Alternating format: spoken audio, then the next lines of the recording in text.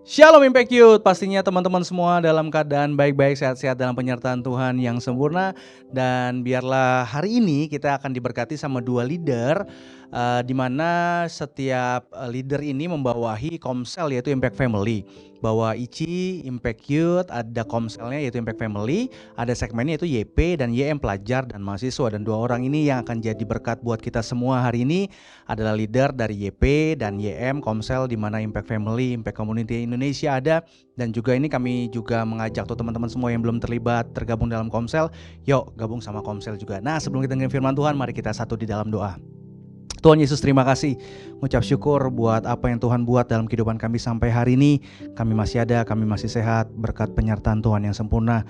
Tuhan, kami percaya Tuhan sebentar yang mau mendengarkan firman Tuhan. Dimanapun kami berada dalam perjalanan pulang, kami mendengarkannya. Bahkan kami yang ada di rumah, dimanapun kami berada, kami percaya kuasa-Mu tidak terbatas, kehadiran-Mu tidak dibatasi oleh apapun juga, dan kami bisa mendapatkan berkat dari setiap firman yang akan disampaikan. Tuhan, ini biarlah Tuhan berkati, Tuhan yang urapi sendiri setiap anak-anak yang akan membawakan firman, setiap teman-teman kami yang akan kami dengarkan. Kami berdoa biarlah hikmat-Mu menyertai setiap mereka, khususnya buat Novi dan Yobis yang ada Tuhan, sehingga jadi berkat bagi setiap kami yang mendengarkan. Di dalam nama Yesus Kristus kami berucap syukur, haleluya, amin.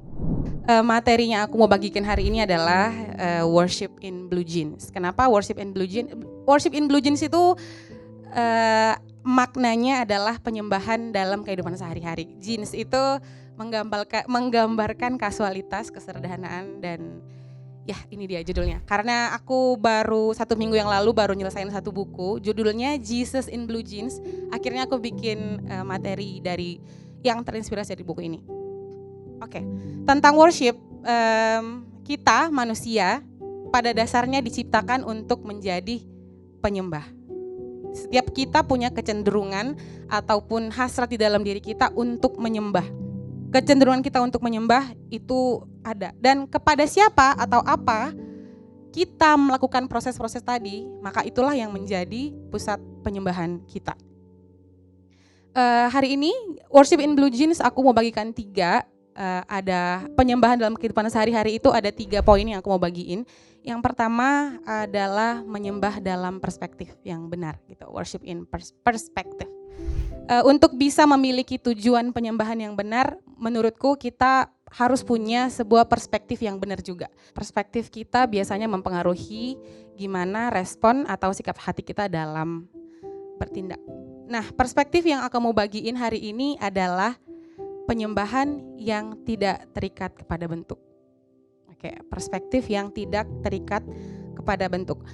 Bicara tentang penyembahan biasanya erat kaitannya dengan kisah bangsa Israel di dalam perjalanan mereka menuju tanah Kanaan, di mana mungkin kita udah pada tahu sewaktu mereka dalam perjalanan mereka menuju tanah Kanaan, mereka mengalami dinamika iman yang satu musim mereka bisa menyembah Allah, tapi musim selanjutnya mereka membuat patung. Dan bangsa Israel sangat suka membuat patung gitu yang terbuat dari emas yang menyerupai apapun, entah itu lembu atau ular atau yang lain, untuk mereka sembah. Waktu aku baca perjanjian lama gitu ya, aku sempat berpikir, kenapa sih orang Israel ini, padahal mereka adalah bangsa yang dispesialkan dengan mereka bisa komunikasi ke Tuhan, mereka mengalami mujizat Tuhan yang luar biasa gitu ketika mereka keluar dari Mesir. Tapi kenapa mereka tidak bisa menyembah Allah yang benar gitu, nggak bisa sungguh-sungguh. Padahal mereka kenal Allah yang benar gitu. Dan hari ini aku sadar bahwa ternyata memang penyembahan itu yang tadi nggak cukup hanya di titik pengenalan tanpa melewati yang proses mencintai, mempercayai, dan memuja tadi. Kalau kita hanya berhenti pada pengenalan, ya kita nggak akan bisa menyembah dengan sungguh-sungguh. Dan yang bikin aku bingung waktu bangsa Israel menyembah patung, logikanya patung itu kan buatan manusia ya, buatan mereka sendiri. Kenapa mereka harus menyembah sesuatu yang mereka buat? Harusnya kan mereka lebih berkuasa dong daripada patung yang mereka buat. Tapi kenapa mereka memutuskan untuk menyembah patung yang mereka buat? Karena ada perspektif yang belum benar, yaitu perspektif yang masih terikat kepada bentuk. Karena tadi kita punya kecenderungan untuk menyembah, tapi kalau kita nggak bisa mengenali Allah yang benar secara real gitu ya, maksudnya mereka nggak mau untuk benar-benar mengenal Tuhan yang memang wujudnya nggak ada, akhirnya mereka mencari sesuatu yang terlihat untuk disembah, atau bahkan mereka membuat sesuatu untuk disembah. Di Ulangan 4 ayat 15 sampai 16 dikatakan, hati-hatilah sekali, sebab kamu tidak melihat sesuatu rupa pada hari Tuhan berfirman kepadamu di Horeb di tengah-tengah api, supaya jangan kamu berlaku busuk dengan membuat bagimu patung yang menyerupai berhala apapun yang berbentuk laki-laki atau perempuan. Yang mau aku highlight adalah, sebab kamu tidak melihat sesuatu rupa pada hari Tuhan berfirman kepadamu di Horeb dari tengah-tengah api. Ini alasan kenapa Tuhan bilang jangan ada bagimu patung yang menyerupai apapun yang ada di langit ataupun di bumi. Bahkan patung yang menyerupai dia sendiri pun dia tidak pengen manusia sembah gitu. Karena Tuhan bilang, Tuhan tidak menunjukkan wujudnya kepada bangsa Israel saat Musa dipanggil. Kenapa? Karena memang Tuhan gak mau manusia menyembah bahkan patung yang mungkin menyerupai Tuhan sendiri pun Tuhan gak mau gitu. Tapi itulah kecenderungan kita ketika kita masih memiliki perspektif yang benar. Sama seperti kita dalam kehidupan sekarang ini, mungkin kita gak nyembah patung, tapi seringkali dalam keadaan yang takut, kekurangan, untuk bisa merasa aman kita cenderung menyembah sesuatu yang ada wujudnya atau berbentuk. Di saat-saat kita ketakutan atau kekurangan, kita cenderung untuk menyembah sesuatu di luar Tuhan atau mengandalkan sesuatu di luar Tuhan. Contohnya, kalau kita takut gagal, kita cenderung menyembah kesuksesan. Atau kalau kita takut miskin, kita menyembah uang. Atau kalau kita takut sendirian, kita menyembah hubungan yang termanifestasi dalam manusia lain. Bisa jadi pasangan, orang tua, anak, atau siapapun lah yang menjadi orang yang kita terikat banget gitu. Dan bahkan kita bisa menyembah diri sendiri ketika kita takut ditolak gitu. Jadi akhirnya kita mengandalkan diri sendiri, apa-apa dikerjain sendiri, gak percaya sama orang hanya karena kita takut ditolak. Bahkan melihat sepanjang sejarah, kita melihat banyak peperangan yang terjadi, pertumpahan darah antar agama atau antar suku. Kita bisa lihat bahwa ternyata manusia pun bisa menjadikan agama, suku, adat, ras sebagai tuannya yang memerintah mereka dan melupakan Tuhan yang sesungguhnya yang mereka pelajari di agama gitu, yang bilang hiduplah berdamai satu sama lain. Dan melalui firman ini kita bisa tahu gitu ya bahwa Tuhan sama sekali tidak menginginkan apapun yang menyerupai sesuatu yang ada di langit ataupun yang ada di bumi untuk disembah. Karena Tuhan itu terlalu mulia untuk bisa disandingkan dengan hal-hal yang berasal dari dunia ini gitu. Patungnya sendiri aja pun Tuhan gak mau untuk kita sembah, apalagi patung-patung yang lain gitu. Poin kedua, worship in blue jeans yang aku mau bagiin adalah penyembahan dalam hasrat atau worship in passion. Sama seperti tadi, kita harusnya menyembah sesuatu yang tidak terikat pada bentuk. Penyembahan itu sendiri pun tidak terikat kepada cara, tempat, ataupun kondisi. Yang kemarin kita udah dengar kan, kalau penyembahan itu bukan tentang cara, di mana atau bagaimana, tapi siapanya gitu. Jadi penyembahan kita itu nggak terikat pada pujian apa, alunan musiknya gimana, atau seberapa deras air mata kita menetes saat kita memuji menyembah Tuhan. Tapi penyembahan yang sejati adalah hidup. Dan Tuhan mau kita menjalani kehidupan dengan penuh gairah. Penyembahan yang sejati itu adalah kehidupan kita, keseluruhan kehidupan kita. Jadi bukan cuman pujian yang kita naikkan. Di Roma 12 ayat 1, karena itu saudara-saudara, demi kemurahan Allah, aku menasihatkan kamu supaya kamu mempersembahkan tubuhmu sebagai persembahan yang hidup, yang kudus dan yang berkenan pada Allah. Itu adalah ibadahmu yang sejati. Oke, salah satu blue jeans dalam worship yang aku mau bagikan adalah penyembahan kita kepada Tuhan adalah dengan membagikan kekuatan hidup. Hasrat seperti apa? Hasrat yang membagikan kekuatan hidup, karena itu adalah persembahan kita yang sejati. Aku kurang setuju kalau ada orang yang nyebut worshiper itu adalah orang-orang yang hanya untuk orang-orang yang berfungsi dalam hal PPW gitu. Misalnya Novia dulu guru, sekarang worshiper.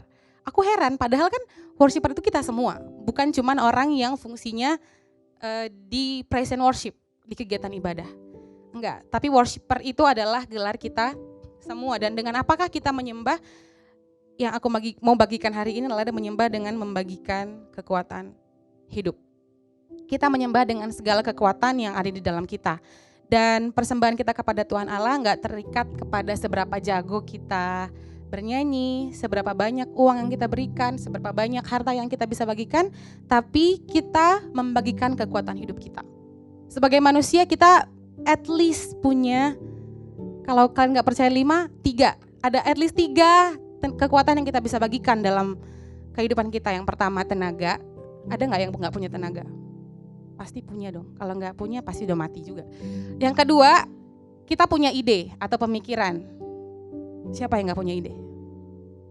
Yang ketiga, kita bisa membagikan kekuatan kita dengan hadir. Hanya dengan hadir pun ternyata kita bisa membagikan kekuatan.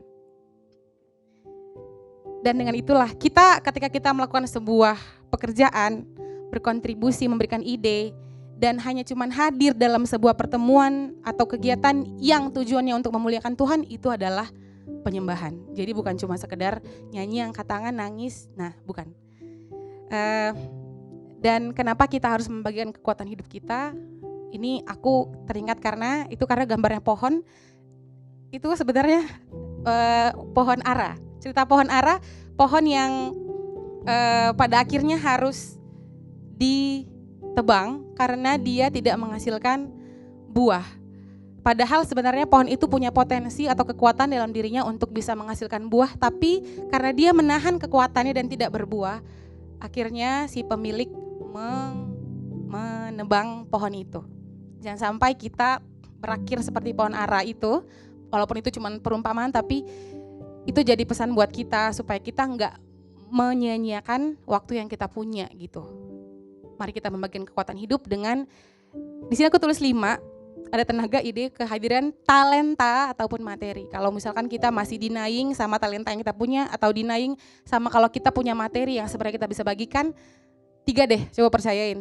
Tenaga, ide, pikiran yang kita bisa bagikan dalam kehidupan kita. Yang ketiga adalah worship with power. Power ini di sini adalah kekuasaan. Kita sebagai manusia diciptakan dengan kekuasaan alami dalam diri kita.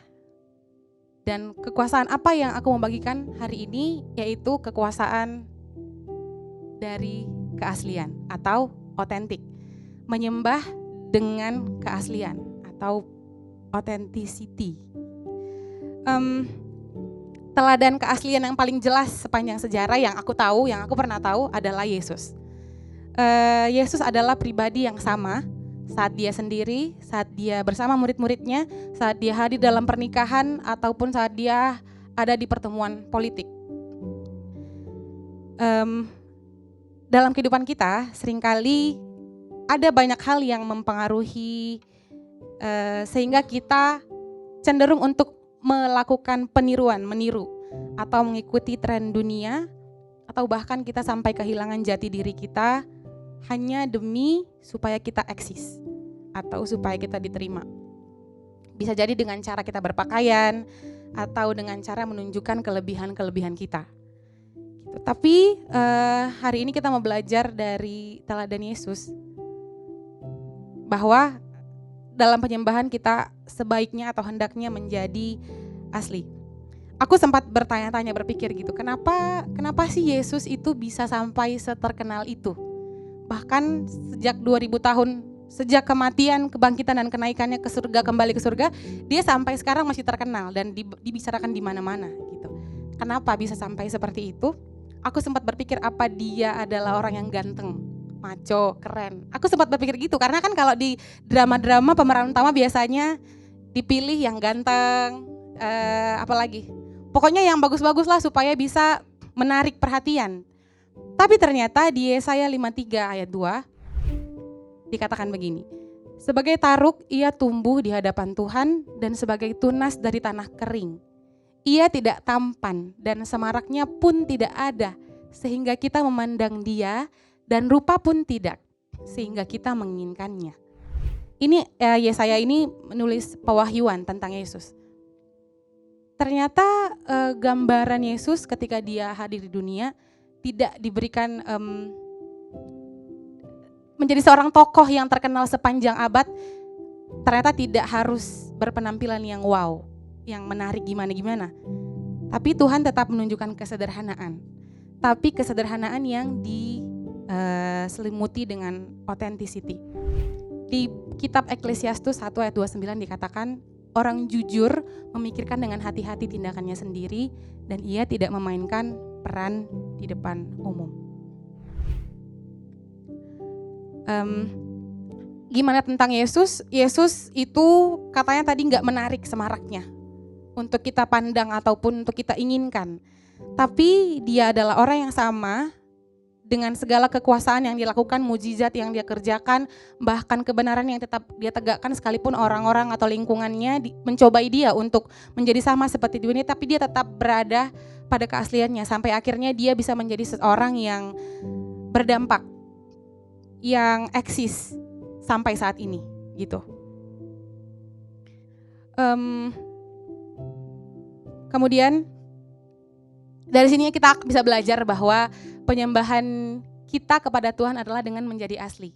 Menjadi asli ketika kita sendiri, ketika kita dengan keluarga, ketika kita di depan banyak orang, ketika kita bekerja, ketika kita berpenampilan, ketika kita berkomunikasi sama orang, atau ketika kita belajar. Mari kita menjadi pribadi yang asli, menjadi apa adanya. Jangan disalahpahamkan untuk aku ngomong gini bukan karena supaya kita nggak melakukan yang terbaik gitu ya. Of course, do the best itu pasti adalah hal yang kita pengen. Siapa yang nggak mau yang terbaik? Pasti kita mau menampilkan yang terbaik dari yang kita bisa gitu. Tapi hendaklah yang terbaik itu adalah yang terbaik versinya kita, bukan karena versi standarnya orang atau karena tuntutan orang gitu, supaya kita diterima atau supaya kita nggak ditolak. Tapi biarlah keterbaikan itu keluar dari keaslian kita. Artinya sekalipun mungkin ketika kita melakukan yang terbaik, tapi ternyata menurut orang itu bukan yang terbaik, ya udah gitu. Maksudnya orang-orang bisa kasih respon yang berbeda dengan terhadap apa yang kita kerjakan.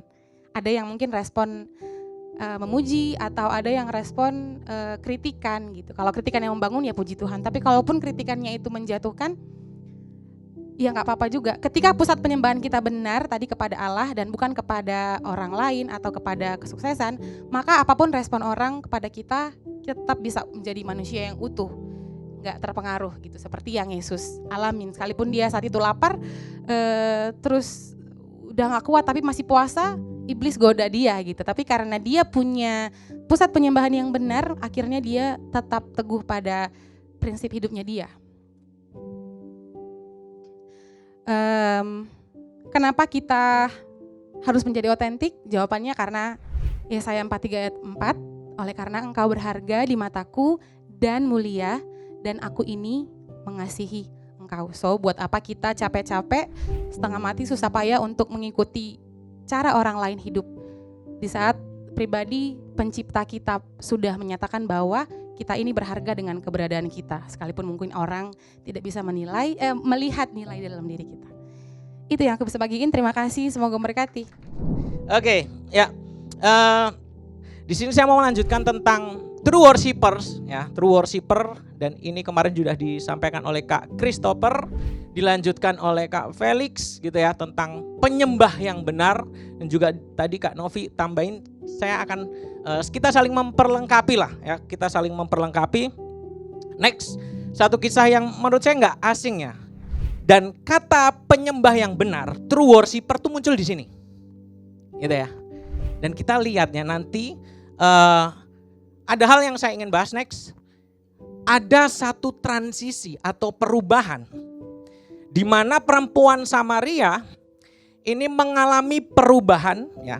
Yang tadinya penyembah, berarti kalau lawannya yang nggak benar, lawan dari kata benar berarti tidak benar, gitu ya. Artinya perempuan Samaria ini adalah penyembah yang nggak tahu dia nyembah apa, nyembah diri sendiri kali, ya, atau nyembah yang bukan Tuhan, istilahnya, ya. Artinya penyembah yang tidak benar tapi mengalami transisi next, ya. Ada satu transisi, ada satu perubahan yang terjadi. Dan di sini terambil di Yohanes 4 ayat 21, saya yakin kalian udah Taulah ayat ini dan sering disampaikan, dan di situ sekali lagi muncul penyembah-penyembah yang menyembah dalam apa? Roh dan kebenaran. Roh dan kebenaran adalah sesuatu yang, kalau menurut saya, itu adalah sesuatu yang gak bisa dipisahkan, seperti mata uang. Roh, kemarin Kak Felix bilang, itu berbicara dengan kita, di dalam diri kita itu ada soul, ada body, dan jangan lupa Tuhan ketika menciptakan Adam dan Hawa, apa dia ngapain Tuhan Yesus? Hembuskan. Ya, ada identitasnya Tuhan di dalam diri kita berbentuk roh, tapi nggak bisa dipisahkan dengan kebenaran. Ya, jadi roh saudara harus nempel sama kebenaran. Ini satu hal yang nggak bisa pisah.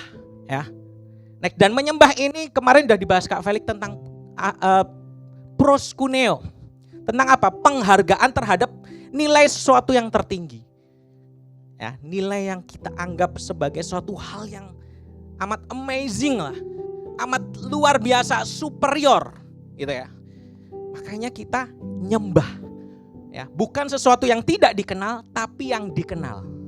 Bukan buatan gitu ya. Tapi kita menyembah siapa? Yang nanti kita bahas, yaitu ya Tuhan yang menciptakan kita. Next. Konteks perempuan Samaria ini adalah satu kota yang dulu itu Israel Utara dan dibuang duluan sama Tuhan karena memang Israel nyembah berhala. Hukumannya seperti itu. Dan Samaria itu ibu kotanya kota Israel. Ya, Israel Utara. Dan udah datang dulu tuh orang-orang dari luar untuk menjajah istilahnya. Makanya utara itu dibuang duluan.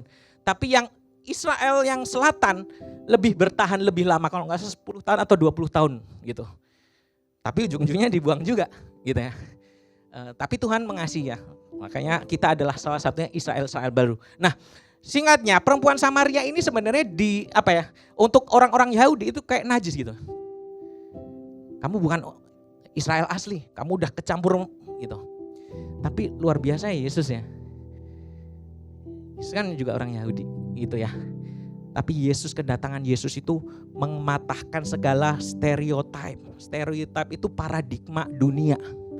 Dan Tuhan pengen ganti baru stereotip yang dunia cekokin tuh ke kita. Tapi Tuhan Yesus gak peduli dengan hal itu. Karena dia itu sendiri adalah kebenaran. Nah, permasalahannya yang terjadi, ada yang tahu kisahnya ini? Samaria? Dia punya apa? Ternyata dia punya 5 suami. Wow, banyak gak? Banyak banget. Dan jelas permasalahannya itu adalah tentang hati. Yang ada di dalam diri kita itu hati. Hati itu juga berkaitan dengan pikiran. Karena hati itu berkaitan nanti mempengaruhi pikiran. Pikiran mempengaruhi tindakan. Apa yang dari dalam keluar. Jadi kalian. Tingkah laku, perkataan dan lain sebagainya. Dan ada satu scientist, ahli fisika, Francis Blaise Pascal, seorang ahli fisika pernah berkata bahwa dalam hati manusia terdapat ruang kosong yang tak dapat diisi oleh apapun. Ya. Setiap kita, apalagi ketika manusia jatuh dalam dosa, keterpisahan itu terjadi. Relasi yang tadinya dekat jadi jauh. Dan intinya dengan cara apapun manusia gak bisa. Dengan kebaikan dan lain sebagainya gak bisa. Hatinya akan tetap merasa kosong. Saya mau bagiin ada 3 hal. Tentang proses transisi dari penyembah yang gak tahu tentang Tuhan. Tapi ketika dia mengalami perjumpaan dengan Tuhan, dia bisa jadi penyembah yang benar. Untuk jadi penyembah harus mengalami perjumpaan pribadi. Kalau kamu bisa ngomong Tuhan baik, karena kamu ngalamin sendiri, bukan kata orang. Saya yakin banyak kebaikan Tuhan yang seringkali kita alami, tapi kita sok lupa. Ya, maka dari itu kita sama-sama diingatkan buat hari ini. Yang pertama, ya, penyembah yang sejati, penyembah yang benar lahir dari kedalaman hubungan kita dengan Tuhan. Dan fokusnya adalah Tuhan, bukan manusia. Apa maksudnya? Karena gini, karena dia tertolak dan lain sebagainya. Dia cari-cari tuh kasih yang sejati itu dari mana. Dia cari sendiri, makanya sampai 5 gak cukup.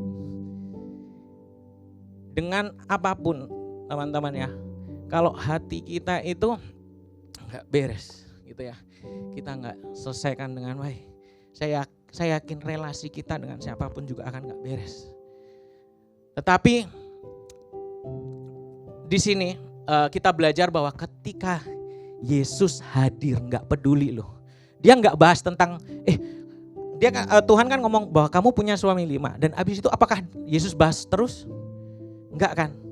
Yesus gak pernah bahas tentang masa lalumu itu seperti apa. Gak peduli kamu dari mana, lahir dari mana, latar belakangmu seperti apa, menyakitkankah sampai hatimu tersakiti. Ya, Tuhan gak peduli. Ketika ada perjumpaan dengan Tuhan, Tuhan siap isi hati yang terluka. Tuhan siap ganti hati yang lama jadi hati yang baru. Makanya poin yang kedua, ya, penyembah yang murni atau yang sejati, yang benar, yang timbul dari hati yang diperbarui. Ketika hati yang tadi ya, dia perempuan Samaria tertolak, ya, ada stereotip, dicekongin terus. Dia merasa gak berharga, makanya dia sampai mungkin ya, karena dia ngambil jam 12 siang, dia ngumpet-ngumpet mungkin ya. Tapi Tuhan Yesus gak peduli, dia temuin tuh. Ya, padahal Tuhan Yesus punya murid yang lain kan. Tapi dia temuin yang orang Yahudi anggap najis. Ya, yang dia mungkin disia-siakan oleh komunitasnya, tapi Tuhan gak pernah buang dia. Bahkan dia kasih jalan.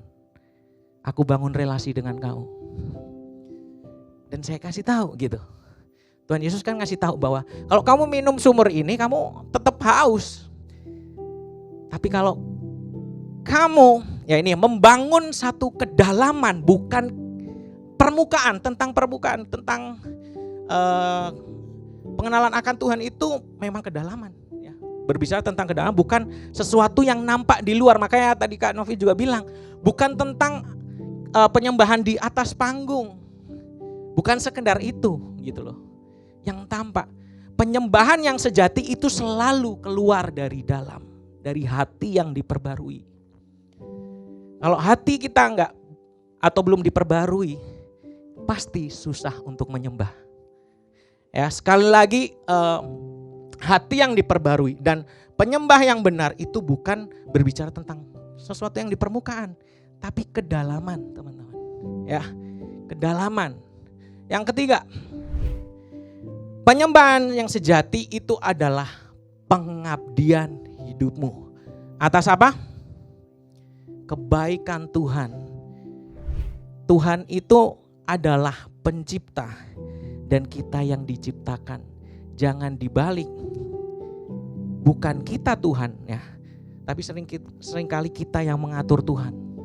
Kita salahkan Tuhan, kita kecewakan Tuhan. Kalau mau saya balik, sebenarnya kita yang kecewain Tuhan dulu. Oh, Tuhan udah kasih segalanya. Ganti perspektif tadi Kak Novia. Salah satunya perempuan Samaria mengalami perspektif yang baru.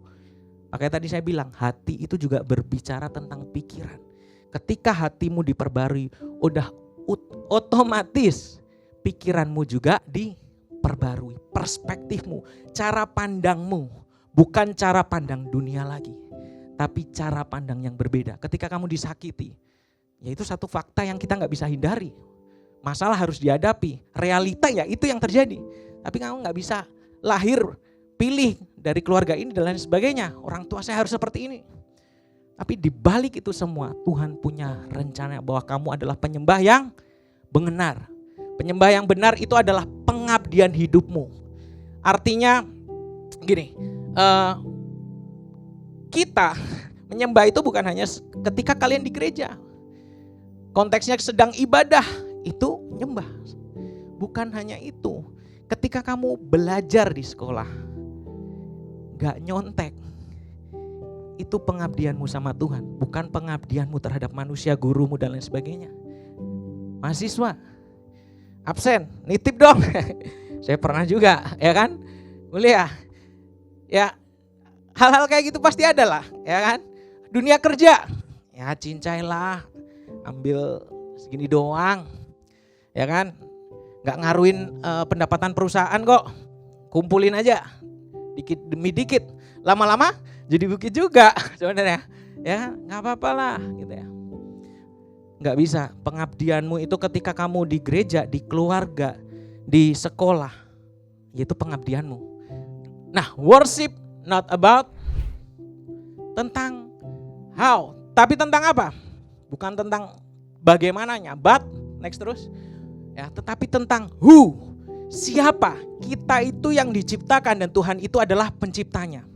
Dan pertanyaan tentang why, itu pertanyaan tentang motivation, your purpose. Kenapa kamu diciptakan? Kenapa kamu menyembah? Itu alasanmu.